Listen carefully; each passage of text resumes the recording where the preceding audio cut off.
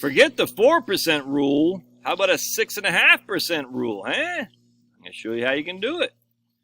So we're going to look at this paper right here from a man, Jonathan Guyton. This is the origins of the guardrail strategy, which I talked about in a video yesterday, incorporating the right capital software. So we're going back to 2004. Jonathan Guyton had written an article in the Journal for Financial Planning talking about the guardrail strategy. This one right here we're going to reference is from 2006, where we had a couple updates, which I think is phenomenal.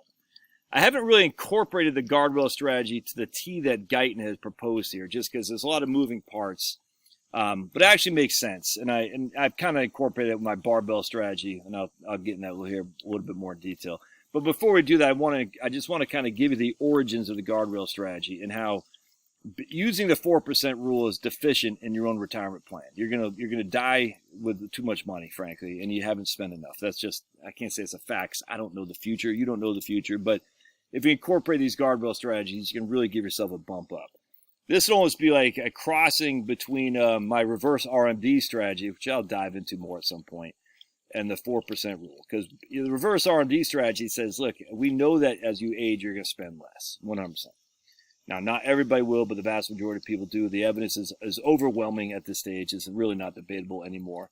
So we know that as you age, you're going to spend less. And as such, you take out more on the front end of your retirement when you're young and dumb and you can enjoy it, and you gradually take out less as a percentage because your spending goes down. I haven't really done a whole lot of detail on this yet. I did a little bit in my Wellington book, but more to come. Anyway, so let's read this.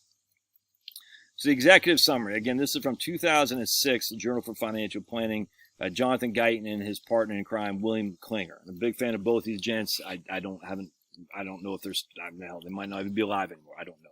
I'm sure they are, but I haven't followed them. I just don't read that much financial planning stuff anymore, just because when the Journal for Financial Planning talked about critical race theory in an article in 2017 or 15, I said, I'm done.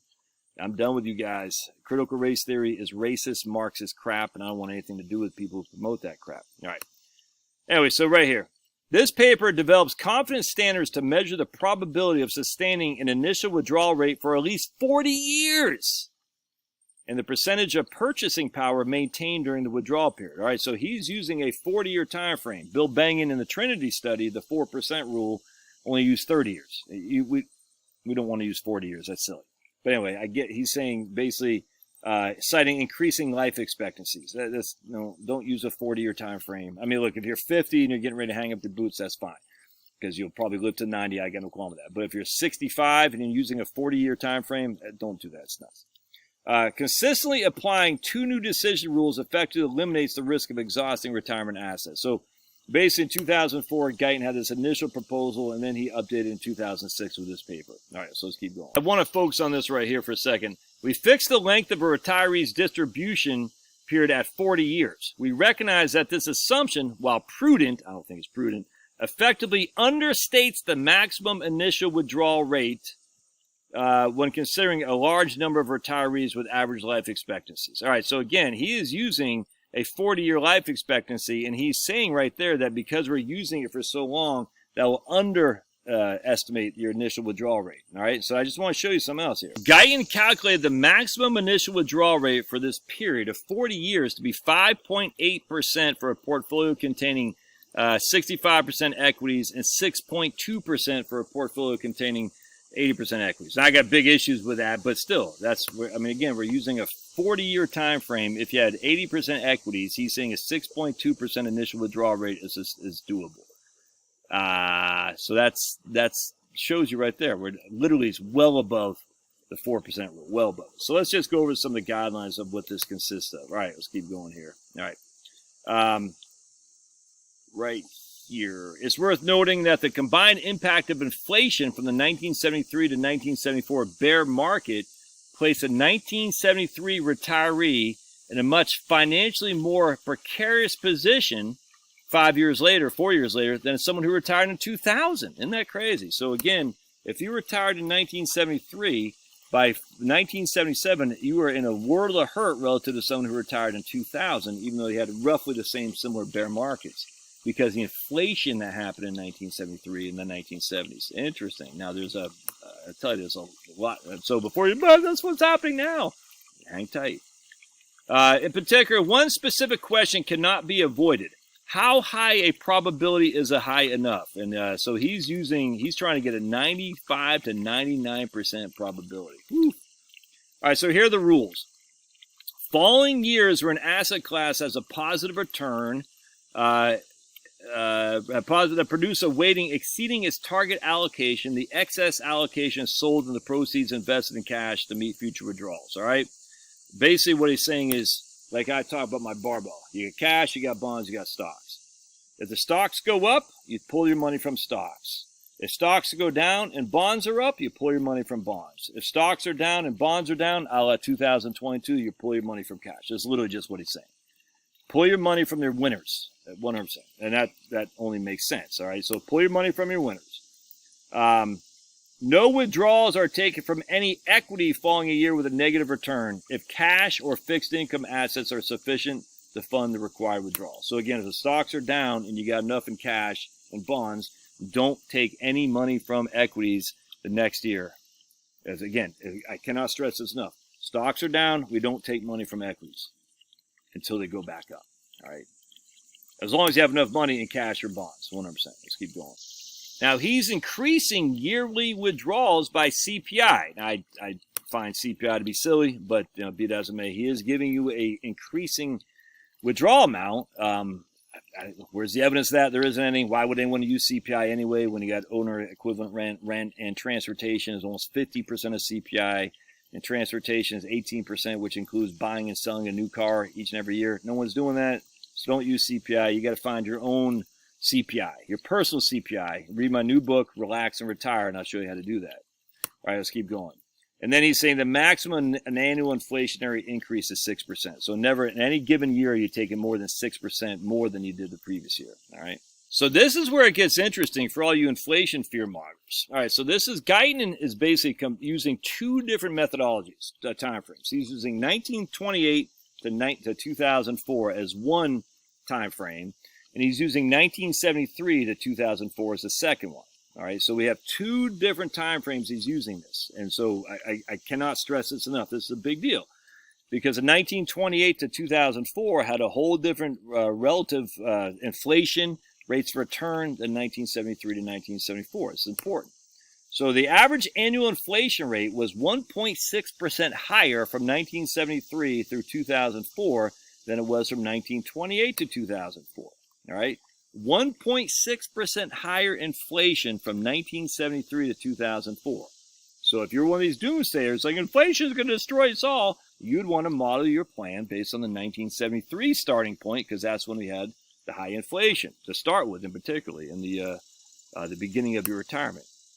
Real, that's after inflation. Average annual equity returns were 0.9% lower from 1973 to 2004 than they were from 1928 to 2004. All right. So inflation was higher, which meant equity returns were lower inherently. I hope this makes sense, because we're going to hit you with a freaking boom 2x4 here in just a second. So if you're using historical rates of return, well, in 1973 to 2004, your stocks averaged basically 1 percentage point less real net of inflation than they did from 1928 to 2004. All right, but check this out. Yeah, see the inflation. Oh my goodness. Ah. Real average fixed income returns were 0.5% higher per year from 1973 to 2004 than they were from 1928 to 2004. Real average annual cash returns were 1% higher from 1973 to 2004 than they were from 1928 to 2004. Inherently, that should tell you something. The inflationary times did better for bonds than you are allowing yourself to believe. Everyone and their mom says, oh my goodness, the bond market is going to get destroyed by inflation. Guyton just showed you right there that net of inflation, bonds did better than they did from 1973 to 2004 than they did from 1928 to 2004. By 50 basis points, that's 0.5%. Net of inflation, cash did 100 basis points better than they did and during the inflationary times. Are you hearing me? Stocks did worse by almost 100 basis points. Cash did better by 100 basis points. That's a 200. That's like a 4-point play right there. Cash missed a layup, and you got a dunk. That's a 4-point play. There's a 190 basis points difference between cash and stocks over those 2 time frames. So all you people say, I can't be bonds inflation. Stocks did worse net of inflation than bonds did relative to the previous years. It's just a fact. So you don't have to do anything. You should have some cash and you should have some bonds. Because we saw what happened. Cash did 50 basis points better than it did the previous from 1928 to 2004. And cash did a full 1 percentage points better. And stocks did almost a full 1 percentage points worse. All right. To reiterate, we fixed the life expectancy at 40 years, recognizing that its assumption effectively understates the maximum initial withdrawal rate. Our probability of success is they have a buck left over when you die. All right. And we believe a 95% is a minimal acceptable probability of success. So we have 40 years. We have at least $1 left when we die. And we're adjusting with inflation according to CPI, which is silly, but I get it, man. I mean, you got to do something.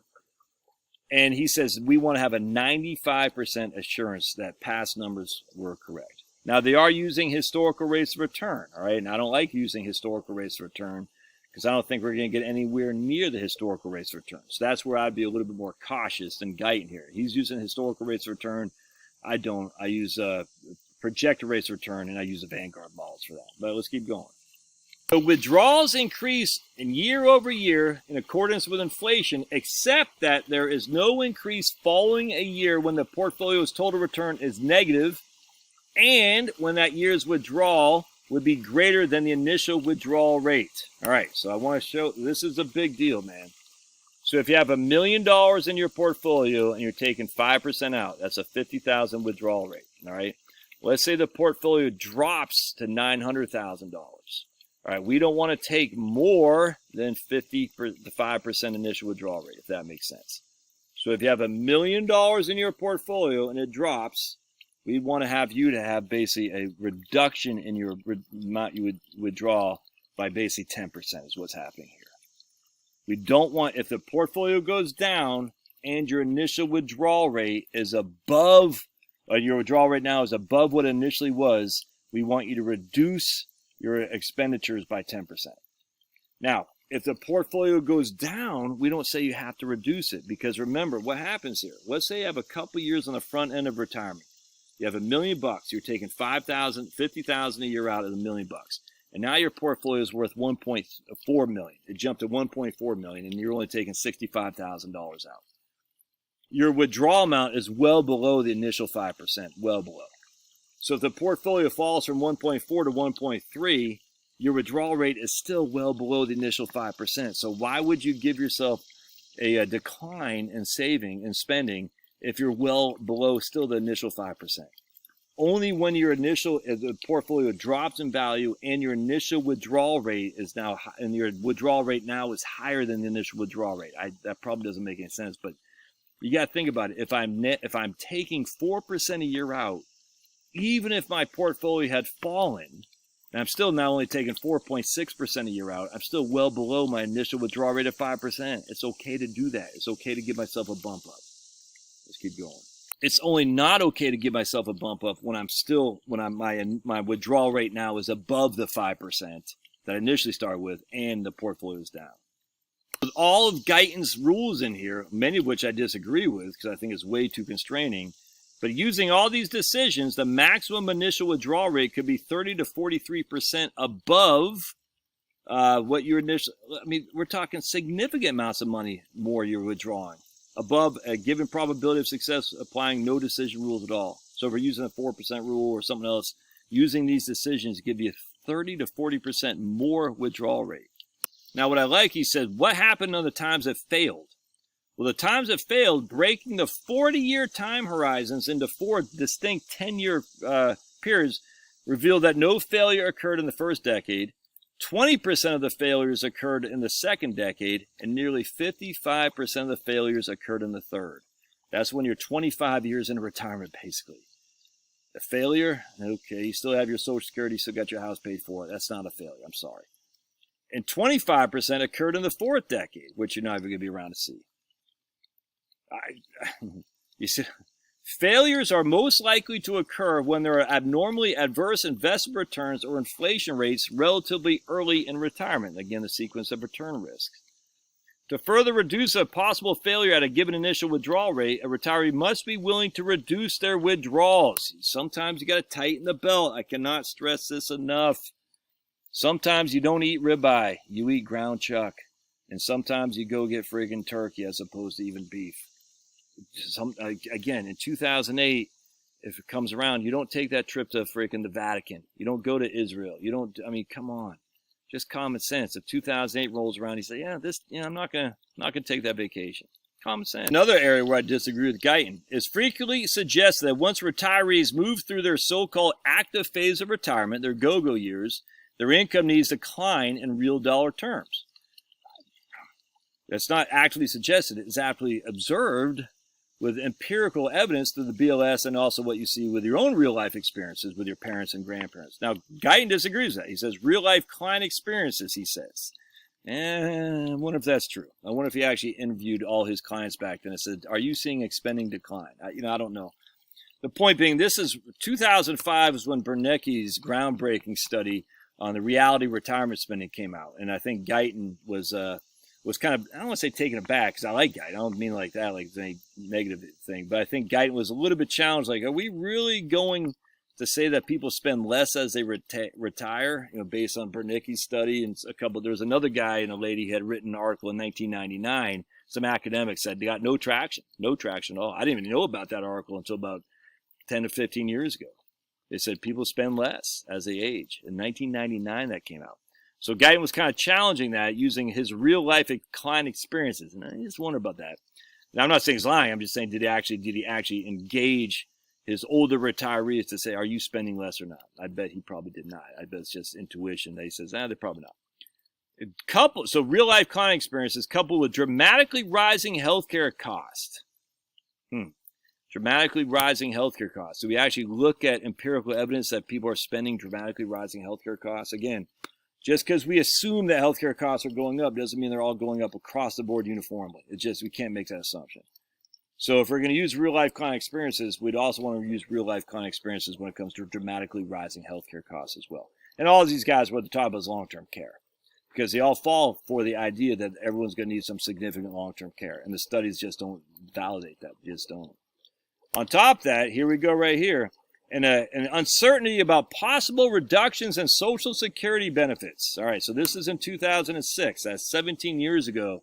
Even back then, they're like, oh my goodness, we're going to reduce Social Security. Martha, we better not go to, take a vacation this time because Social Security is going to be reduced. Here you are, 17 years later, we haven't reduced Social Security. I tell you, man, but they will. They're just not going to reduce. Whatever, let's keep going. All right, so here's a capital preservation rule, which I kind of alluded to before. It applies when a current yield's withdrawal rate, using the decision rules we talked about, has risen to more than 20% above the initial withdrawal rate. So I talked about that yesterday, and I was using a 40% rule. So if you're at a 5% initial withdrawal rate, and now you're taking more than 7% from your portfolio, we don't want you to do that. We want you, in fact, to... let's see right here.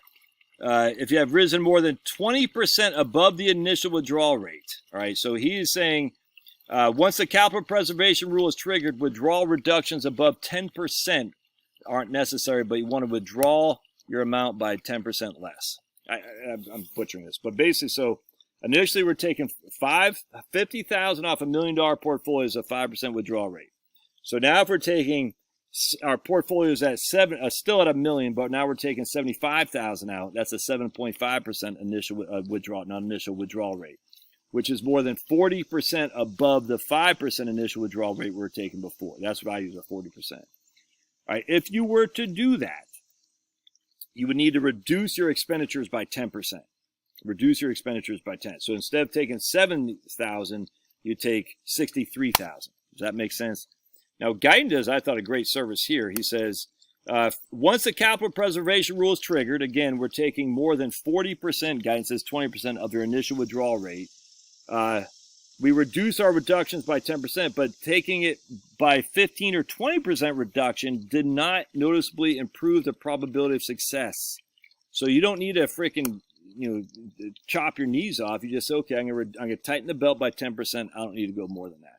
Now, Guyton is using a 20% basis here. So again, if you're at 5% as your initial withdrawal rate, and now you're over 6% withdrawal rate, that's when you reduce your spending by 10%. I just think that's a little bit too constrained. On the other hand, and Guyton says right here too, we can increase your spending. Prosperity rule right here. In years where the initial withdrawal rate is more than 20% below the initial withdrawal rate. So again, now we're at 5%, and if we're below 4%, you give yourself a bump in 10%. All right, so now our portfolio's got a $2 million. We're taking, I guess that'd be 80,000 off of 2 million. Is that 4%? 2 million, 4. I don't even know what that is. It'd be 80,000 bucks. That's 20% below our initial withdrawal rate. That's only 4% withdrawal. We can give ourselves a bump up by 10% as a prosperity rule. I like it. I think it's good. And I think that's pretty much all I have. Couple what ifs he does not address. First of all, what if right here? What if the appropriate application of the decision rule? What is the appropriate application of the decision rules if a retiree believes his or her real income will decline at some later point in retirement? How would the 99 and 95% confidence standard change if we're able to reduce, if you didn't have a 99 to 95% confidence standard? What if real rates of return over the next 40 years do not resemble the distributions of historical rates of return? All that's good stuff. And that's where you got to do this on a regular basis. Just make sure you're still tracking. In Right Capital, I'm using very low rates of return going forward. I'm just telling you right now. So we're not using historical rates of return. I don't think you should use a 40-year time frame. And I do think that your spending is probably going to go down as well as you age. I tell you, don't freaking sit there on the front end of your retirement just giving yourself constraints, thinking that you need $1 when you're 100 years old. Don't do that to yourself, man. The evidence is not on the side of the people promoting that. It's just not. The evidence is on my side, which says most people spend less, and the vast majority of people are doing just fine in retirement. So give yourself some fun on the front end of your retirement by following the retirement guide rules, the guard rules. I'm a big fan, and I'm going to incorporate more into my own planning because I think Right Capital has actually made this work now, whereas before I wasn't quite comfortable with it. Now I am. So it's good stuff, man. I love your thoughts. Again, if these videos help you, you stay to the end and you want to buy me a cup of coffee, it's right there in the doobie-doo. And, of course, if you want to be on these live streams every Wednesday and Saturday on Locals, 8 p.m. Eastern time, join my local channels in the doobie-doo for $5 a month. Now, we won't be going live on Saturday, this coming Saturday. I'm going to go fishing, so we won't be going live. But next Wednesday, we will. We'll see you guys.